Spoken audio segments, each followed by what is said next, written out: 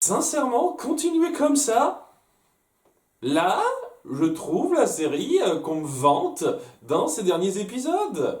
Hein, c'est pas toujours extraordinaire, mais on sent qu'il y a quelque chose qui s'instaure bien et quand on évite les petites conneries d'écriture qui me gênent, ça devient vraiment intéressant de se plonger dans cet univers. Vraiment, là, quand j'ai pas ces problèmes de cohérence et de... On sent clairement que le scénario a été pensé sans réfléchir plus que ça par moment. Lorsqu'on tombe là-dessus, il y a des moments qui sont quand même bien bons. Et même le premier épisode qu'on va traiter, qui est pas extraordinaire, il arrive à appuyer la richesse de cet univers en termes de personnages et avoir un côté un peu mignon qui fait que voilà, ça vole pas haut, mais ça appuie un petit quelque chose. J'aime ça, je vous jure. Pourquoi on n'a pas eu plus d'épisodes comme ça où on évite les délires un peu trop cons et où on pense un peu plus à ce qu'on veut écrire. C'est vraiment dommage qu'il faille attendre aussi longtemps. Enfin, je dis ça, si ça se trouve, ça va retomber dans ces travers qui me gênaient avant, mais voilà, ça fait pas mal d'épisodes où j'ai pas énormément de choses qui m'énervent et où honnêtement, je passe un moment très sympathique en regardant cette série.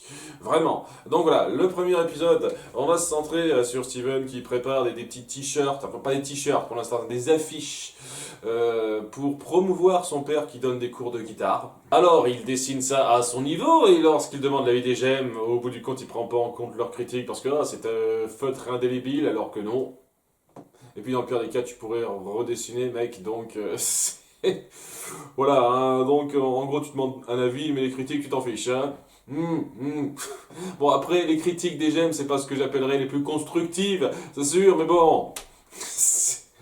Voilà, il n'ont pas plus d'avis que ça et donc il se dit tiens j'ai essayé de faire quelque chose, il commence à afficher un petit peu sur le dans la boutique de Sadie et Lars et c'est là qu'il y a Buck qui entre, donc Buck un des gars cool du groupe que suit Lars et donc Lars est tout ouais, t'es trop génial, je vais tout faire pour toi et c'est là que Buck voit le dessin et il se dit cool, c'est artistique, ça m'inspire, on va l'imprimer à fond en t-shirt, etc. Ça se vendra bien. Tandis qu'à côté de ça, on passe un petit peu plus de temps sur la relation qu'il a avec son père, le maire de la ville, où on montre que c'est pas juste un connard politicien quelconque et qu'il a quand même quelques attaches et un peu de personnalité un peu rattachable le gars, parce que c'est vrai juste à présent c'est juste le politicien qui dit c'est moi qui m'occupe de tout, votez pour moi tout ça tout ça.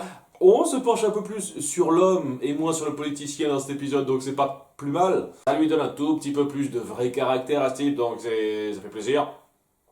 Et donc, ouais, on a le truc typique sur le fait que Buck, quand il était petit, il a totalement dessiné un truc pour qu'on vote pour son père. C'est très similaire à ce que fait Steven, quoi. Il dessine un petit dessin, quoi, à son niveau pour qu'on aille suivre les cours de guitare de Greg.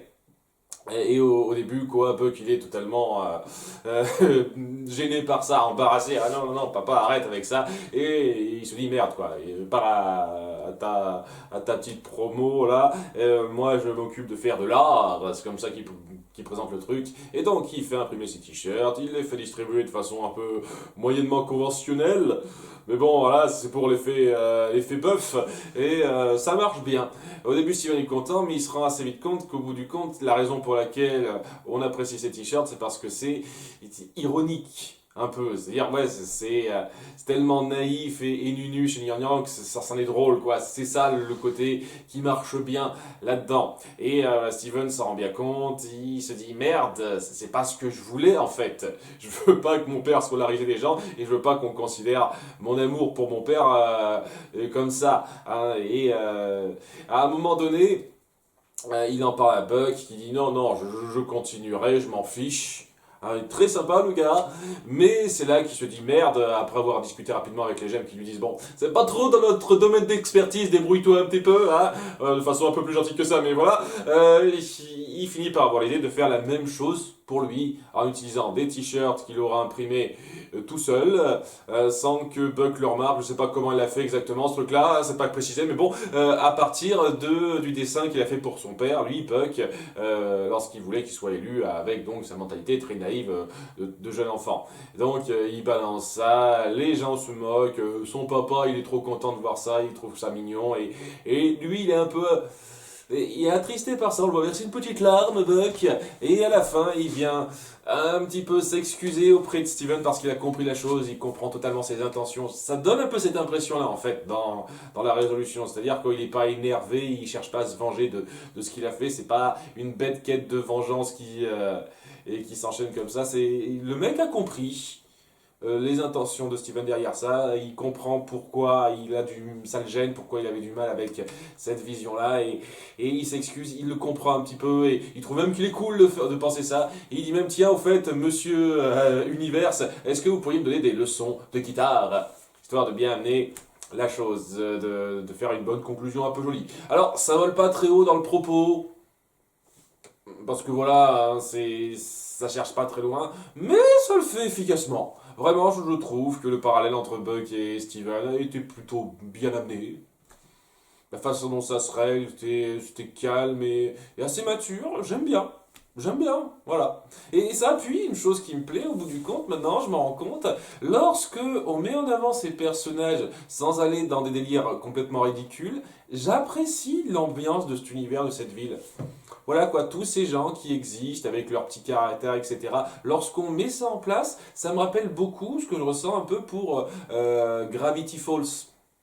C'est-à-dire que lorsque c'est des gros délires à la con, ça aide pas, des fois, mais lorsqu'on raconte quelque chose même de simple, le fait qu'on se centre sur une ville où on connaît les habitants, on voit qui c'est, quoi, ça crée une ambiance particulière, ça me fait me sentir un peu dans une situation familière un peu chaleureuse.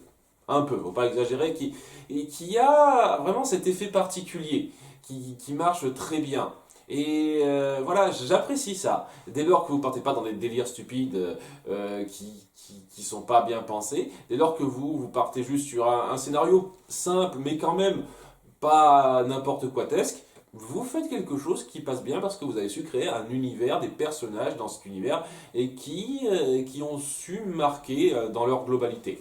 Donc, c'est un bon point, un bon point. Mais bon, voilà, cet épisode était correct sans plus, quoi. Hein. Je ne vais pas non plus dire que ça vole super haut par rapport aux propos. Hein. Faut pas exagérer. Faut pas exagérer. En tout cas, l'épisode suivant, ça va être l'heure du flashback. Pas trop tôt, j'ai envie de dire. Mais bon, voilà pour cette fin de saison 1 qui approche, c'est pas trop tôt, elle était longue cette saison 1. On revient de plus en plus sur le passé avec Rose, on a eu droit à ça avec Améthyste, on a eu droit à ça avec Pearl, maintenant on va revenir sur la rencontre entre Rose et Greg. C'est cool de revenir alors, plus en détail là-dessus, quoi, d'en apprendre plus sur Rose et de commencer à avoir des réponses plus précises, enfin, à ce niveau-là. Je vois pas pourquoi, une fois de plus, Steven ne serait pas au courant avant, mais ça fait plaisir maintenant d'avoir plus de réponses en tant que spectateur, c'est sûr. En tout cas, voilà, il y a Steven qui, en passant du temps chez son père, remarque une photo de lui avec quelqu'un qu'il n'a jamais vu avant. Il s'avère que c'est Marty, l'ancien manager de Greg. Et Greg l'informe que ça s'est mal terminé entre eux, qu'ils se sont quittés sur une mauvaise note. Après bon, ils sont jamais vraiment appréciés et ça coïncide avec sa rencontre avec sa mère et c'est le plus important. On l'a joué totalement How I Met Your Mother en 10 minutes cette fois. Hein. On va pas passer 5-6 saisons à raconter, à brasser du vent pour amener à la révélation qu'aurait pu être racontée 1000 fois plus vite dans la réalité des choses, quoi. Enfin, je sais pas, j'ai pas vu le final de How I Met Your Mother, mais j'ai du mal à croire que et que la résolution de la série ait vraiment eu besoin qu'on s'étende à ce point sur 50 000 délires avant pour amener à comment il a rencontré leur mère, quoi. C'est le petit détail, excusez-moi, hein, la petite pique à la con. En tout cas, le fait est qu'il va raconter comment il a rencontré Rose en revenant sur un truc qu'il avait dit dans l'épisode 2. Et parce que voilà, il y a Steven qui dit quand même, oui, je sais, tu m'as raconté, mais pas la version avec Marty. Donc en gros, quoi, ça veut juste dire qui se rappelle juste de la version rapide qu'il a racontée dans l'épisode 2. En gros, hein, ça donne un peu cette impression-là. Pas plus que ça, il a cherché à se renseigner, Steven, semble-t-il. Ouais, je sais, j'enfonce une porte ouverte à fond. Donc, voilà, il raconte qu'il faisait son concert seul sur la plage, mais il y a Rose qui était là pour applaudir parce qu'elle a apprécié ce qu'il a fait. Et au passage, il fait 2 chansons qui sont très sympathiques. 2 chansons bien écrites précisément pour cet épisode-là, qui sont bien sympas, bien écrites. Il chante bien, le jeune Greg. Voilà, les accompagnements musicaux sont très bons pour cet épisode-là. Et ouais, quoi, on revoit la rencontre entre Greg et Rose. Comment elle appréciait un petit peu sa musique, comment leur premier échange a été un peu balbutiant parce que voilà, ils savaient pas très bien comment se parler l'un l'autre. C'est un peu particulier, surtout de rencontrer une femme de 2,50 m avec des longs cheveux comme ça.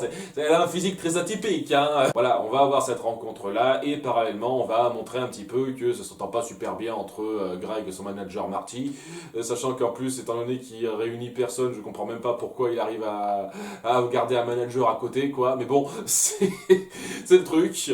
Peut-être que c'était une mauvaise passe. Peut-être que dans d'autres cas, il attirait plus de monde.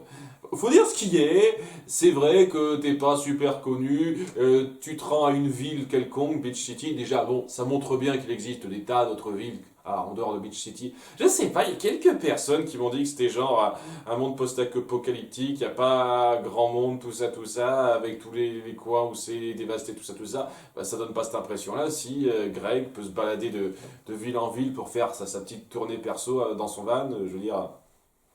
Voilà, en gros, c'est le monde normal, seulement il y a des trucs magiques à côté, c'est ça. Je sais pas qui m'a balancé l'idée du post-apocalyptique, c'était n'importe quoi en fait. Je sais pas pourquoi vous me balancez ça. En tout cas, détail, après s'être pris un tout petit peu le chou avec Marty, il décide de suivre un petit peu cette étrange grande femme de 2,50 m. Là où elle s'est rendue, et c'est là qu'il rencontrera les 3 autres gemmes. Alors, petit truc bizarre, je crois que c'est la seule chose qui me gêne un petit peu de cet épisode. Comment ça se fait qu'elles aient l'air plus jeunes? Parce que, on est bien d'accord que les gemmes, quoi, elles sont un peu éternelles presque, entre guillemets, elles peuvent mourir, mais voilà, j'ai l'impression qu'elles naissent directement avec la même forme, le même corps, mais ça donne l'impression qu'elles sont genre plus jeunes de 10 ans, par rapport à l'âge qu'elles affichent visuellement dans cet épisode. Et Flashback, c'est pas logique pour moi. Alors je sais pas exactement quelle différence d'années il y a entre ce flashback et maintenant. J'imagine que ça doit être quelque chose comme 30 ans, peut-être 40 maxi. Je sais pas quoi, le mec a l'air très jeune, genre 20, dans sa vingtaine au début, et là il pourrait tout à fait être dans sa soixantaine, quoi. Histoire de dire, quoi, pour vous faire une petite idée, quoi, je dirais 30-40 ans. Mais voilà, quoi, 30-40 ans, c'est que dalle pour les gemmes. Mais on affiche quand même la chose comme si elles étaient plus jeunes. Comme si, je sais pas, elles avaient un style pour les montrer plus jeunes qu'elles ne le seront dans 30 ans. Alors que bon, dans 30 ans, elles devraient ressembler exactement à ce qu'elles sont maintenant, quoi. Je sais pas, c'est bizarre. Pour moi, c'est bizarre. Je veux dire, on montre Améthyste qui a les cheveux plus courts. Pearl qui a vraiment l'impression d'avoir 10 ans de moins physiquement. C'est bizarre. Je trouve ça tellement bizarre par rapport à la logique de leur âge. Là, c'est le détail, c'est pas grave. Mais voilà, c'est le truc qui m'a fait un peu tiquer. C'est pareil pour Garnet aussi. Hein. Elle semble moins mature physiquement dans ce flashback que maintenant. C'est... Bah, pourquoi, je sais pas. Bon, sinon la rencontre est un petit peu bizarre, c'est sûr, quoi, avec ces gemmes qui apparemment n'ont vraiment pas fréquenté d'humains avant.